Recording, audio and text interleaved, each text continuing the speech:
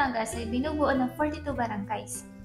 Sa 42 barangays, may 2 barangay ng paborito puntahan ng mga tao. Ang Barangay Laya Ibabaw at Barangay Laiya Aplaya. Anong meron dito? Kilometrong buhangin, malinis at magandang tanawin. Sariwang hangin at dagat. Dagat na masarap paglanguyan. Kaya ngayong araw, magpalipas muli tayo dito sa San Juan, Batangas para ipakita ko po sa inyo ang ilan sa mga properties dito sa Barangay Laiya Ibabaw. Isa sa mga ways and beaches na hindi kalayuan sa Metro Manila ang Laiya. Kasama po ito sa paboritong destinasyon ng mga tao tuwing weekends, Holy Week, holidays at kahit ano pa mang panahon. Basta gusto mag-out of town muna. Ilang buwan na lang, parating na naman ang summer. Perfect time na naman para magbabad sa mga beaches at resorts.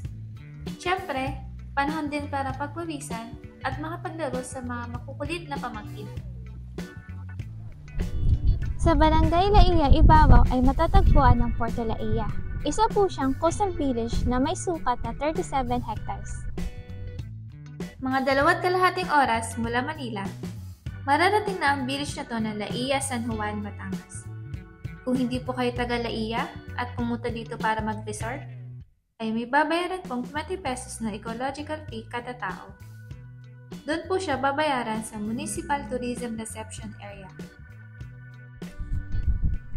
Para sa mga guests na mag-day tour or may resort booking, ay dadaan po muna sa Municipal Tourism Reception Area bago makapasok sa Laiya. Magbabayad po ng 20 pesos na ecological fee per head. Doon po ay magbibigyan kayo ng ticket na ipapakita nyo naman sa resort na pupuntahan. Kasi hihingiin po nila yon. Isa sa pinagmamalaki ng San Juan, Batangas ay ang malinis nitong karagatan. Kaya naman, marami po sa atin, dito nila natagpuan ang kanilang minimithing bahay bakasyonan. Bagay na nahanap na rin ng iba dito sa Puerto Laiya. Mga 300 to 800 meters away lang mula sa dagat, may mga nakakubling lote dito sa Puerto Laiya na pwedeng mapatayuan ng bahay. Kung kayo po'y naghahanap ng sariling property na may access sa beach at gustong patayuan ng bahay para pang bakasyonan or gawing beach house o para may bawian sa probinsya, meron po dito sa Puerto Laiya. Nasa 300 to 800 meters away mula sa beach. Sa ganun pong distance na around 300 to 800 meters away lang mula sa dagat, hindi na po ganun ka-expose ang bahay nyo sa mga ihip ng hangin na nanggagaling sa dagat kapag napatayuan nyo na po ng bahay.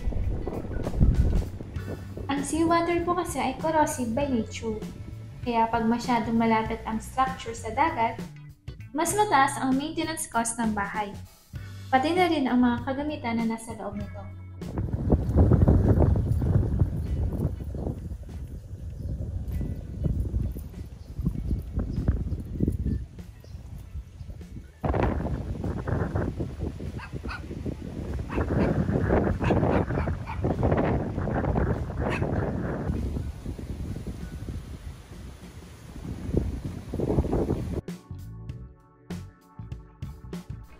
Kung gusto niyo po ng tamarin, madami po dito. Ito po siya ng pinupulot lang po siya dito, libre lang. Doon po nanggaling yung pangalan ng Tamarin Cove. Kasi madami pong puno ng tamarin. At Tamarin Cove po ay isa po siyang private beach resort dito sa Puerto Laiya.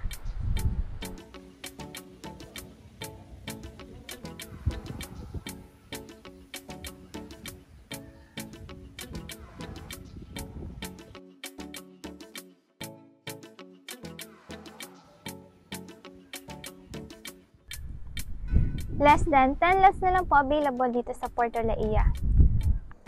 Ang selling price ng mga lots ay from 5.7 million to 9.3 million pesos. Mula dito sa property, pwede magbisikleta, pwede mag-e-bike, at pwede rin maglakad-lakad papunta sa beach. Dito po yung mga lote lang mga units. Walang kasamang bahay, mga vacant lots. Kayo na po ang masusunod sa gusto nyong design at materyales ng bahay na itatayo. Pagdating naman po sa height limit ng bahay, up to 9 meters po ang maximum height ng structure na pwedeng ipatayo. Katulad po ng bahay na nasa likod ko. Yun pa po. Gawa na po ang mga kalsada dito sa loob ng Porto Laia. May mga open spaces na may mga punong kahoy na nakatanim. Dito, pwedeng maligo, mag-picnic, o di kaya maglakad-lakad na lang at mamasyal. Sabay langhap ng malinis na hangin. Maaliwalas ang paligid at may security guards din na nag-iikot. Ang mga residents dito sa Porto Laia ay pwede rin ma-enjoy ang mga karatig na beaches. Sa labas po ng subdivision na to, ay may mga establishment na pwedeng pasyalan, katulad ng Club Laia Seaside District, na 2 to 3 minutes drive ang layo mula sa main entrance ng Porto Laia. Dito po tayo ngayon sa Captain Barbosa, dito po sa Club Laia Seaside District. Isa po siyang beachfront resto bar na may alfresco dining at may mga lounges din. Ang Club Laia Seaside District ay isang beachside, commercial, at residential area na may mga samut-saring establishments na ilalagay sa loob. Hindi pa po siya tapos, pero expect nyo na may mga restaurants, convenience stores, bed and breakfast, shop houses, at marami pang iba. Depende po sa kung anong gustong itayo ng mga lot owners.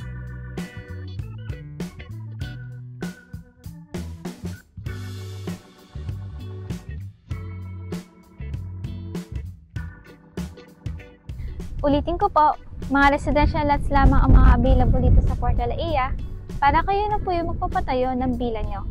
Up to 9 meters ang height. Ang mga available na residential lots ay around 300 to 800 meters away lang mula sa dagat. At mula sa mga available lots, ay madali kayong makakapunta sa iba pang mga pasyalan dito sa Laia. Sa ngayon, ang HOA just po dito sa Porto Laia ay 2 pesos and 50 centavos per square meter per month.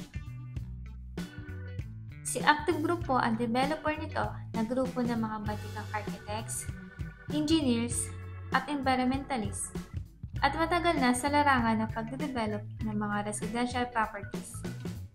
Kabilang po sa mga nagawa nilang projects ay ang Mount Malarayat Golf and Country Club and Residential Estates sa Lipa City, Batangas, ang Mount Sapiato, at ang Town and Country Villages na meron sa Antipolo, Cavite, Laguna, Bulacan, at Batangas. Kung meron pa kayong question or kung gusto nyo mag-side tripping dito, mag-message lang po kayo sa number na nasa baba. Maraming salamat po sa panonood. Ako po ulit si Joanne.